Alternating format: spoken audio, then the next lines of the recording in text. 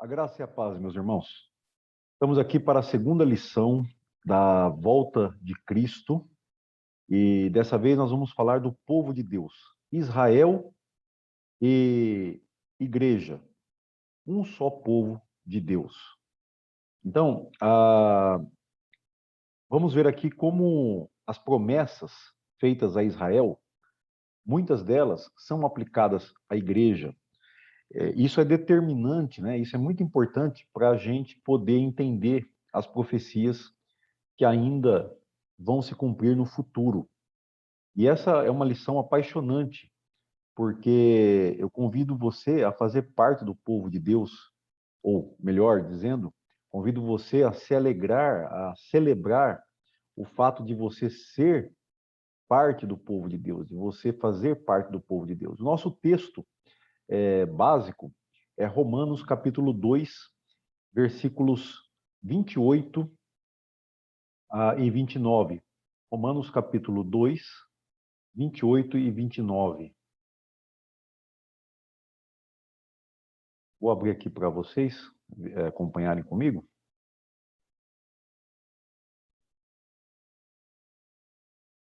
Diz assim: porque não é judeu aquele que o é apenas exteriormente, nem é circuncisão a que é somente na carne. Porém, judeu é aquele que o é interiormente, e circuncisão é a que é de coração, do coração e do espírito, não segundo a letra, cujo louvor não procede dos homens, mas de Deus. Então, aqui ele fala de circuncisão. Para aqueles que são novos, né, no estudo da Bíblia, precisa saber o que é circuncisão.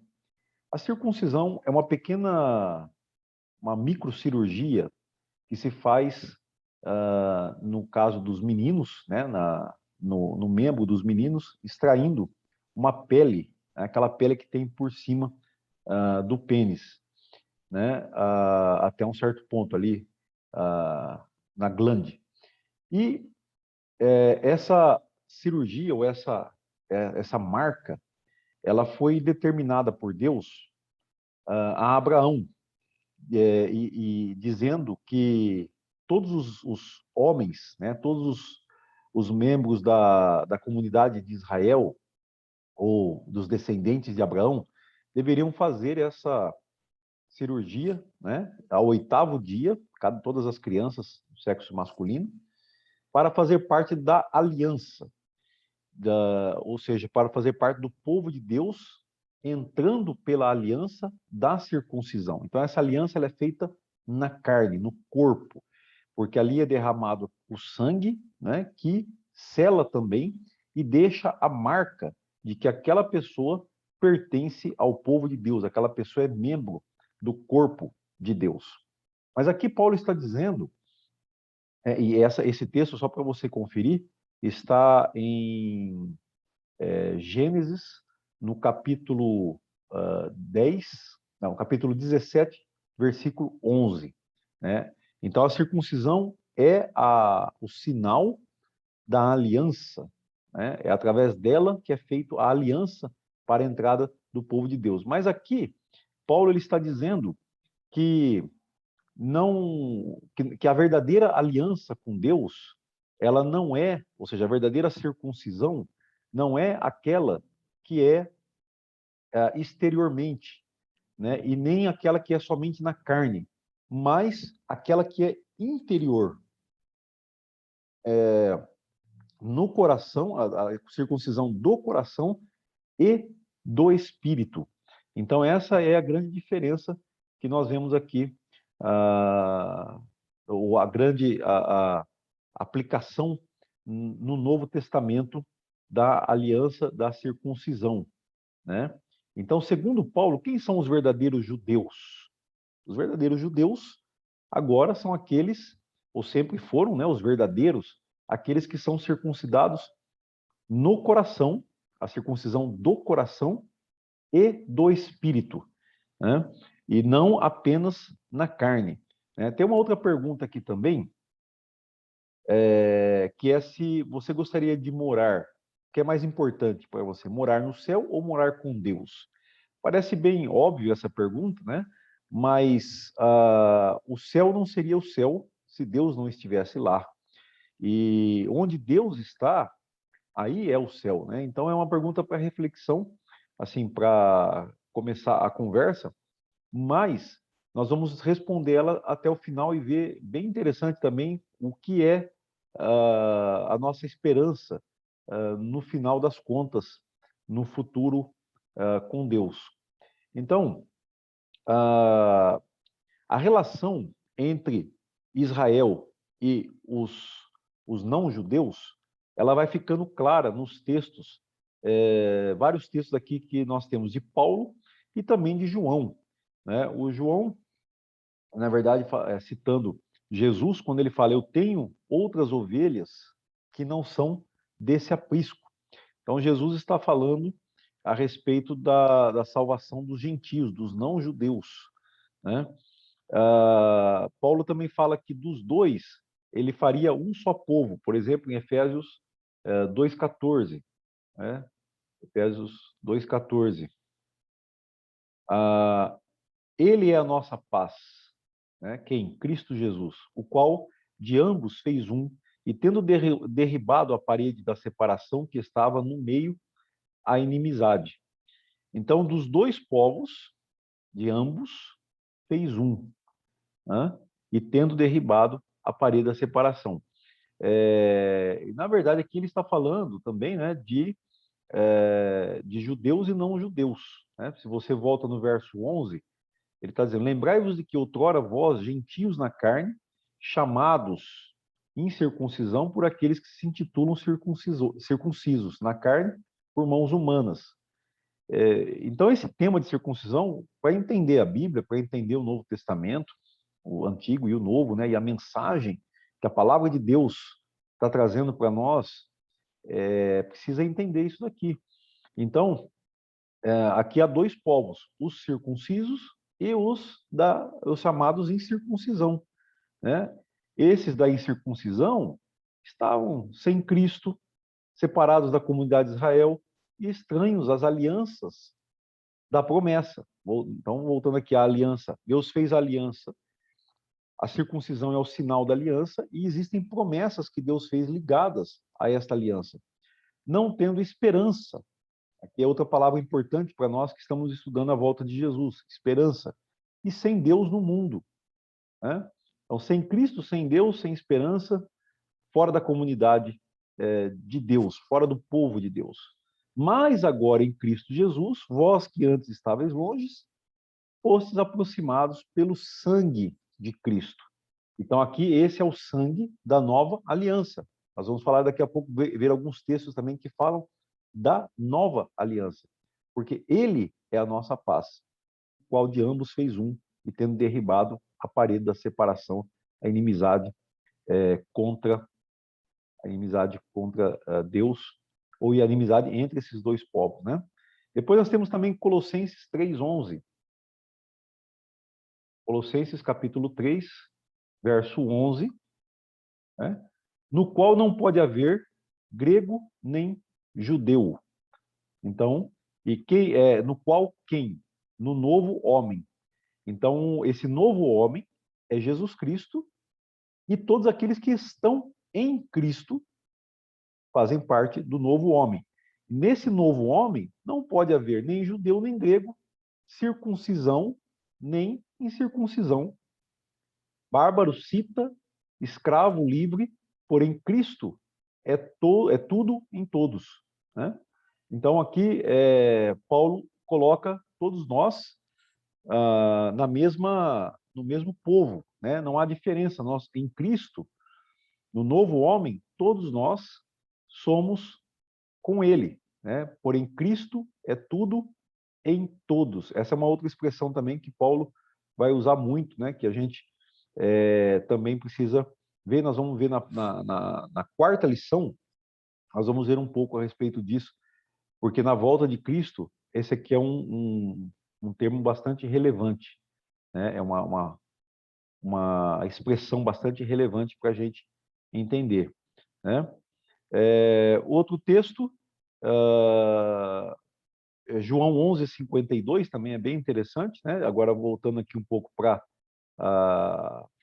aquilo que Jesus falou e foi registrado por João, João 11:52.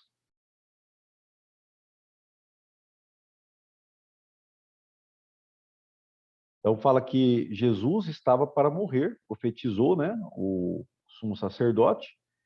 Ora, ele disse isso não de si mesmo, mas sendo sumo sacerdote, naquele ano profetizou que Jesus estava para morrer pela nação. E não somente pela nação, mas também para reunir em um só corpo os filhos de Deus que andam dispersos.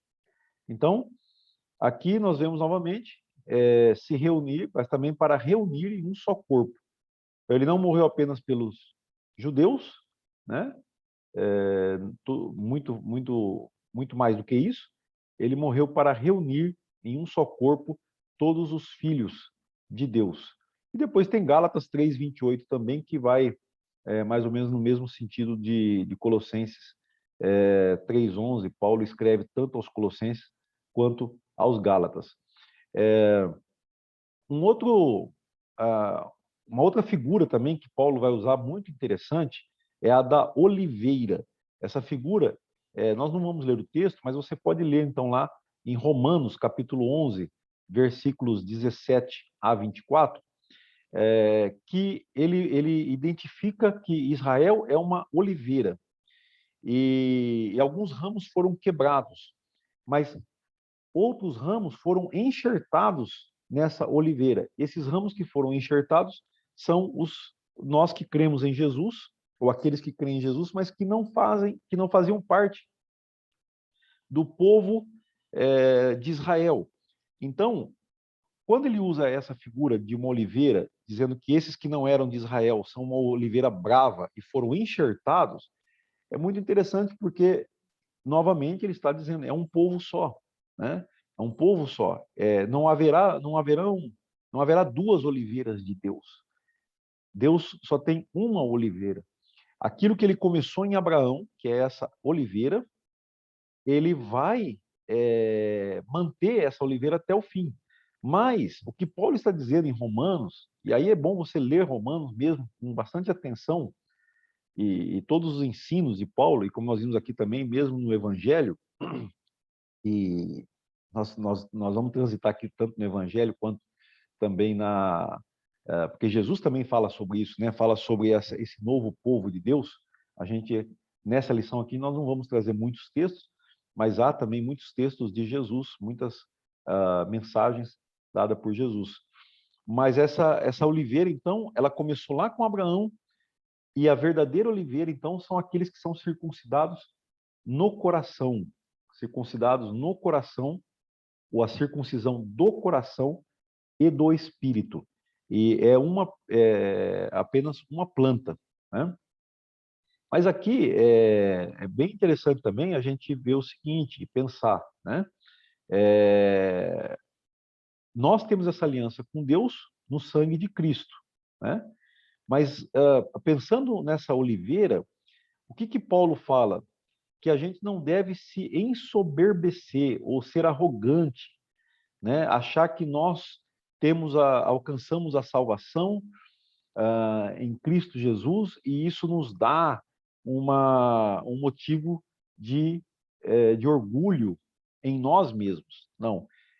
Nós temos que tomar muito cuidado porque o orgulho espiritual, ao saber que fazemos parte do povo de Deus, não pode fazer com que nós nos afastemos de Deus, porque Deus resiste aos soberbos. Então, essa soberba, esse orgulho, é o que pode também fazer a gente se afastar de Deus. E foi o que aconteceu com Israel, né? Exatamente isso. Deus fez promessas para Israel lá em Gênesis,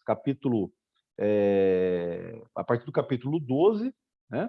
Mas principalmente no capítulo 15, verso 18, vamos dar uma olhadinha aqui, Gênesis capítulo 15, verso 18, onde Deus promete dar a terra para Abraão e seus descendentes. Então ele diz exatamente isso. Naquele mesmo dia fez o Senhor aliança com Abrão, dizendo: à tua descendência darei esta terra, desde o rio do Egito até ao grande rio Eufrates. Então aqui a gente começa a explicar justamente o propósito dessa lição, que são as promessas que Deus fez a Abraão. Então aqui ele começa fazendo essa promessa, né? Mas é claro que essa promessa ela vem depois da promessa principal. A promessa principal que Deus faz a Abraão está em Gênesis 12:13, que ele fala: você seja você uma bênção, através de ti, ele fala, abençoarei, ou em ti, melhor dizendo, em ti abençoarei todas as famílias da terra. Né? Mas aqui, então, ele tem uma promessa específica sobre a terra de Israel, para o povo, para os descendentes de Abraão. Agora, quando a gente vai em 2 Crônicas 9:26, nós vamos ver o que aconteceu, né? A respeito dessa promessa. 2 Crônicas 9:26. Dominava Salomão sobre todos os reis, desde o Eufrates até a terra dos filisteus e até o limite do Egito. Então, o Eufrates fica lá no norte, né, bem ao norte de Israel, e o Egito ao sul. E aqui está dizendo, então, que Salomão, que foi um grande rei de Israel, que governou depois do seu pai Davi, ele governou, ele dominou toda esta região. Então, isso aqui é uma indicação, né, de que Deus cumpriu a sua promessa feita lá atrás. E há um outro texto também, já um pouco depois, então, quando eles são exilados, né, nós vamos ver aqui também um pouquinho, porque a questão do exílio, vem a desobediência e eles são, então, retirados da terra deles, perdem essa terra porque eles desobedeceram. Isso também estava previsto na promessa de Deus. Lá em Neemias 9:8, então nós vemos depois novamente sendo afirmado que Deus havia cumprido essa promessa, né? Ele diz assim: achaste o seu coração fiel perante ti, e com ele fizesse aliança, para dares à sua descendência a terra dos cananeus, dos heteus, dos amorreus, dos ferezeus, dos jebuseus, dos gigazeus, e cumpriste as tuas promessas, porque és justo. Então, aqui, Neemias diz que Deus cumpriu as suas promessas. Né? E, de fato, então, Israel ocupou essa terra, né? Habitou sobre essa terra durante todo esse tempo. Né? Então, ou seja, essas promessas já foram cumpridas. Mas depois que Deus cumpriu as promessas sobre a terra, o povo de Deus ele desobedeceu, foi castigado. Então, foi Deus que levantou o rei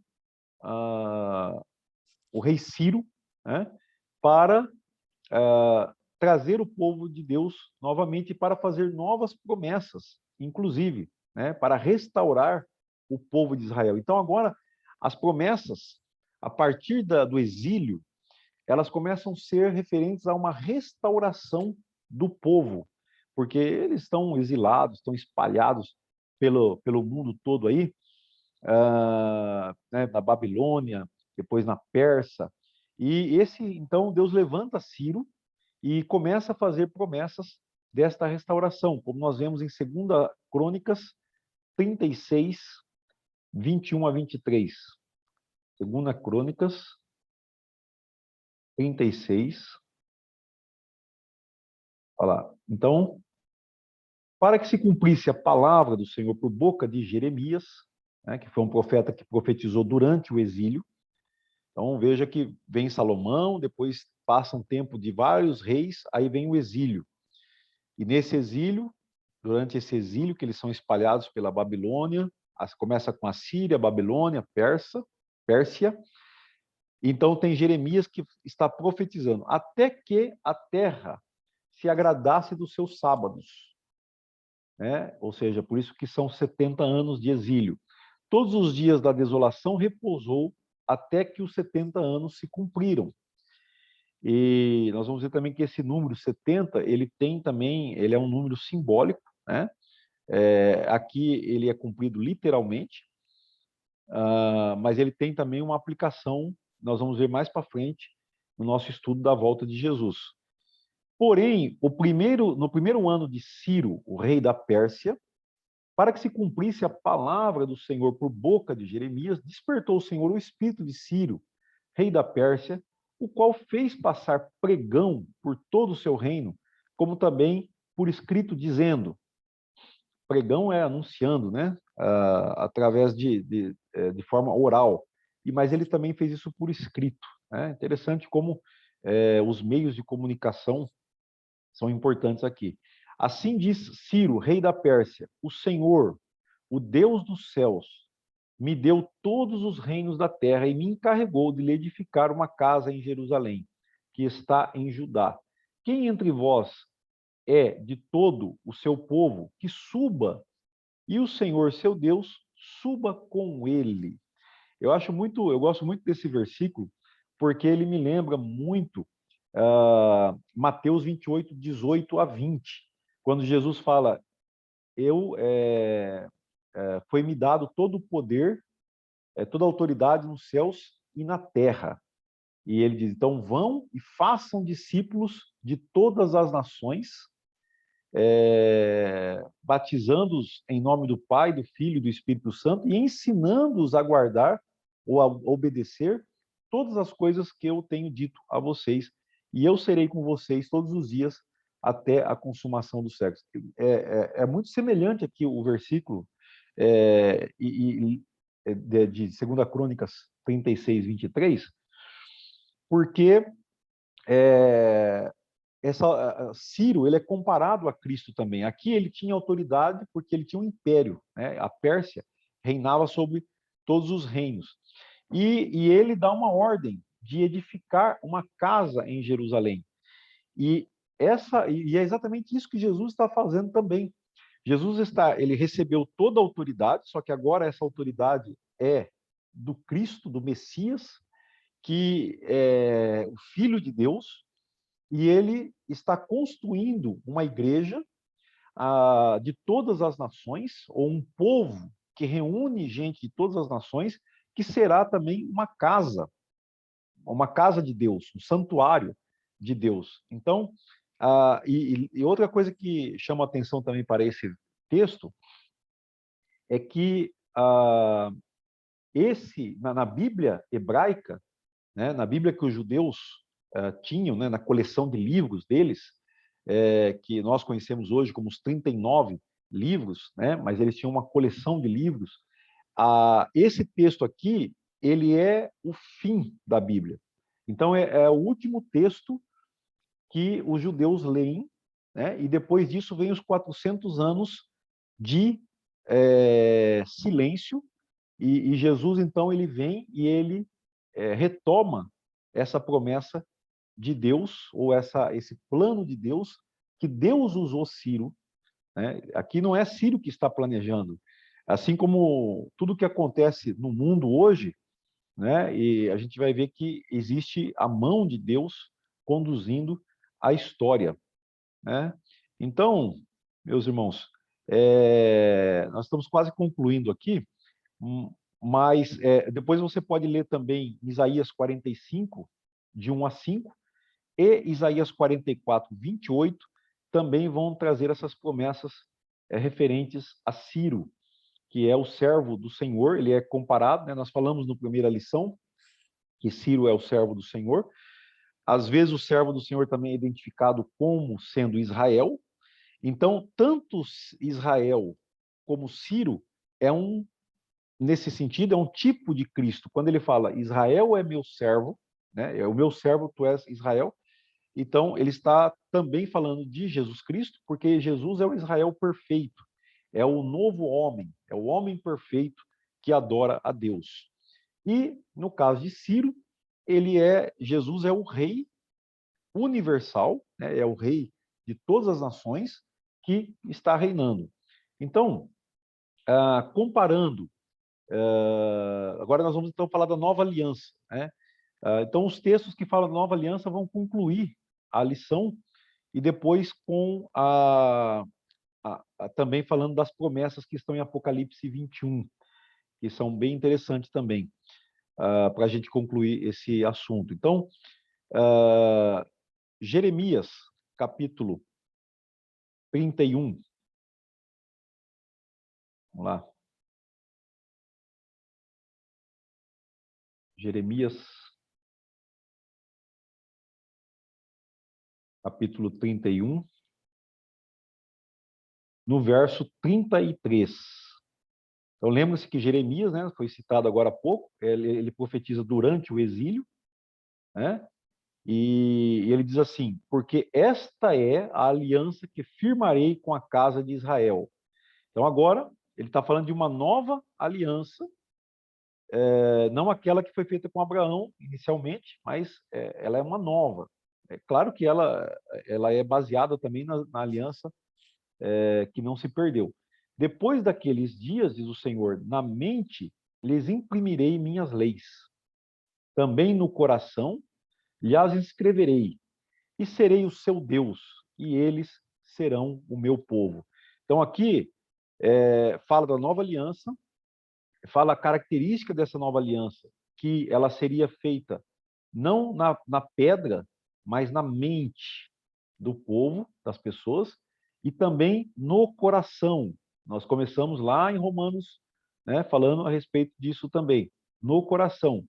E lhes inscreverei, e serei o seu Deus. E aqui, então, é uma expressão que nós vamos ver ela se repetir no Novo Testamento também. Eu serei o seu Deus e eles serão o meu povo. Então, exatamente aqui, nós vamos para Hebreus, capítulo 8, verso 10. Então, ele está citando, né, se você ler todo o contexto aqui, ele está falando da nova aliança, obviamente, nós que estamos em Cristo, somos a nova aliança. Você se lembra que Jesus falou, quando você participa do vinho na ceia do Senhor, ele pega a taça de vinho, o cálice, e ele diz: este é o meu sangue, é o sangue da nova aliança. Então aqui porque esta é a aliança que firmarei com a casa de Israel depois daqueles dias, diz o Senhor, na sua mente imprimirei minhas leis e também no seu coração as escreverei. Eu serei o seu Deus e eles serão o meu povo. E então, justamente aqui quando ele fala assim, quando diz nova, torna antiquada a primeira. Então nós estamos nessa nova aliança com Deus. Portanto, os judeus que não entrarem na nova aliança, eles não fazem parte do povo, do verdadeiro povo de Deus, né? Ele precisa entrar na nova aliança. Aliás, aqui nas perguntas da nossa lição, nós não temos, não exploramos, mas existe, se você ler Romanos, capítulo 3, eu acho que não tem essa pergunta, né? Na lição, a gente não explorou esse ponto, mas é bem interessante. Se você ler Romanos capítulo 3, você vai ver justamente que Israel foi infiel, mas Deus não foi, não pode ser infiel. Então, as promessas que Deus fez para Israel, elas se cumprem na igreja. Esse é o sentido de Romanos capítulo 3, porque nós lemos Romanos 2, 28 e 29. Lembre-se que na Bíblia, originalmente, a carta de Paulo aos Romanos não tem separação de capítulos e versículos. Então, muitas vezes, o assunto não tem essa separação. Então, você entra no capítulo 3 lendo a respeito disso. E no capítulo 4, no capítulo 3, então, tem aquele famoso texto que você conhece muito bem, né, que diz que o salário do pecado é a morte, mas não, esse é o capítulo 6, perdão. Capítulo 3 tem todos pecaram, isso. Porque ele vai falar que judeus, tanto judeus como também não judeus, pecaram. Então, qual que é a vantagem dos judeus? né? Ele fala, a única vantagem que os judeus têm é que eles receberam os oráculos de Deus. Então, eles têm vantagem, o judeu ele já vem conhecendo as promessas de Deus sobre o Messias. Mas essa vantagem, ela não se constitui realmente uma vantagem para eles hoje, a partir do momento que eles rejeitaram a Jesus. Então, tem que entrar na nova aliança através de Jesus, senão não entra, né? Vamos ver também 2 Coríntios 6:16, e que Paulo usa também essa promessa, né, para nos dar uma esperança maravilhosa. Então, 2 Coríntios, capítulo 6, verso 16, que ligação há entre o santuário de Deus e os ídolos? Porque nós somos santuário de Deus, do Deus vivente, como ele próprio disse: habitarei e andarei entre eles, serei o seu Deus e eles serão o meu povo. Então, aqui somos santuários do Deus vivente. E ele próprio disse: habitarei e andarei entre eles, serei o seu Deus e eles serão o meu povo. Aqui você vê que quando nós perguntamos, você quer morar no céu ou quer morar com Deus, né? Qual é mais importante para você? A questão aqui é para chamar a atenção que Deus diz: habitarei e andarei entre eles. Nós somos o santuário do Deus vivente. Serei o seu Deus e eles serão o meu povo. Então aqui de novo essa expressão é para garantir que a aplicação das promessas da nova aliança feitas em Jeremias, através do profeta Jeremias, elas se cumprem na igreja que compõe o povo de Deus, com todos aqueles que creem. E, finalmente, em Apocalipse 21, 3. Apocalipse 21, 3. Então ouvi uma grande voz vinda do trono, dizendo: eis o tabernáculo de Deus com os homens. Deus habita com eles. Eles serão povos de Deus e Deus mesmo estará com eles. Então, Deus habitará com eles. Aqui tem o tabernáculo, né? Eis o tabernáculo. Então, nós somos o santuário de Deus. Deus habitará com eles. Eles serão os povos de Deus e Deus mesmo estará com eles. Né? E aqui, nós podemos então terminar o estudo lendo as promessas de Apocalipse 21, de 1 a 3, e depois do 14 ao 27. E aí eu te pergunto qual é a promessa que você mais gosta, né? Que mais te atrai, ou que mais te anima, né? Então aqui o texto, né? Vi novo céu e nova terra, pois o primeiro céu e a primeira terra passaram, o mar já não existe. Vi também a cidade santa, a nova Jerusalém, que descia do céu, da parte de Deus, ataviada como noiva adornada para o seu esposo.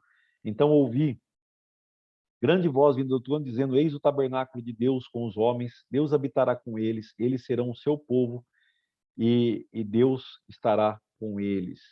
E depois, indo para os versos 14 a 27. A muralha da cidade tinha 12 fundamentos, e estavam sobre os 12 nomes dos 12 apóstolos do Cordeiro. Aquele que falava comigo tinha por medida uma vara de ouro para medir a cidade, as suas portas e as suas muralhas, e a sua muralha. A cidade é quadrangular, de comprimento e largura iguais, e mediu a cidade. Eu acho que, vamos pegar aqui mais do verso do 24, né? Acho que até a referência está um pouco errada aqui. Mas as nações andarão mediante a sua luz, e os reis da terra lhe trazem a sua glória. As suas portas nunca jamais se fecharão de dia, porque nela não haverá noite. E lhe trarão a glória e a honra das nações. Então, nela, nunca jamais penetrará coisa alguma contaminada, nem o que pratica abominação e mentira, mas somente os inscritos no livro da vida do Cordeiro. Então, acho que é mais aí 24 a 27, a referência lá na lição escrita Começa no 14, mas você pode ler a partir do 24. Então é isso, meus queridos irmãos. Esta é a lição, é a segunda lição. Então preparem-se para a terceira, né? Na próxima semana estaremos também continuando esse estudo. E a terceira lição vai ser intitulada A Relação entre as Duas Vindas de Cristo. Qual é a relação? Por que Cristo veio uma vez e agora vem a segunda vez? Por que ele não veio uma vez só? Qual é a relação desse tempo entre uma vinda e outra? Que Deus te abençoe grandemente.